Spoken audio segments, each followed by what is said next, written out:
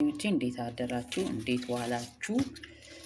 ይሄ ደግሞ ዛሬ የምሰራው ምግብ የቆስጣ በቆስጣ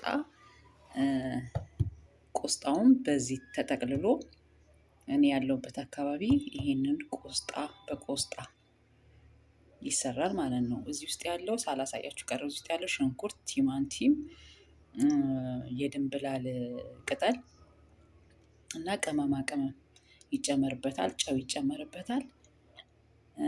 ዘይት ይጨመርበታል።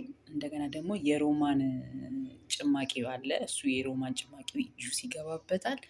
ደግሞ ቅጠሉ የቆስጣው ቅጠል እንደዚህ ከቆራረጥኩት በኋላ መልሼ ደግሞ ስጠቀልል አሳያቸዋለሁ ማለት ነው።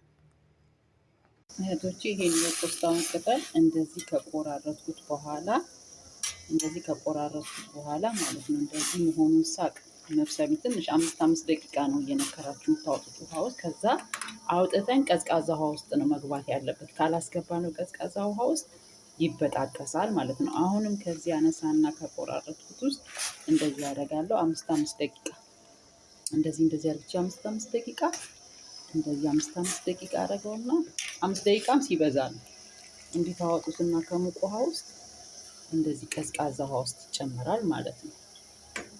ከዛ በኋላ ደግሞ አሳያችኋለሁ። ይኸው ጓደኞቼ ያያችሁት ይሄ ደግሞ ቅጠሉ ነው ማለት ነው። የቆስጣው ቅጠል ጠቅልዬ እንደዚህ ነው የምጠቀልለው።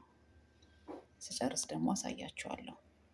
ይኸው ጓደኞቼ ወደ ታች የሚይዘውን የሸክላ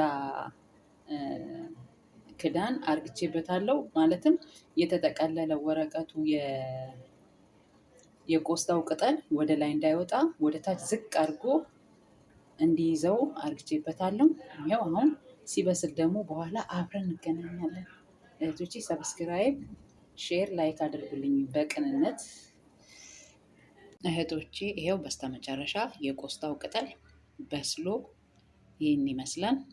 አመሰግናለሁ ስለምታበረታቱኝ፣ አጠገቤ ስለሆናችሁ፣ ሰብስክራይብ ስለምታደርጉኝ በጣም ነው የማመሰግነው እህቶቼ። አሁንም ሰብስክራይብ፣ ሼር፣ ላይክ አይለዩ ትላለሁኝ። ወዳችኋለሁ። ባባይ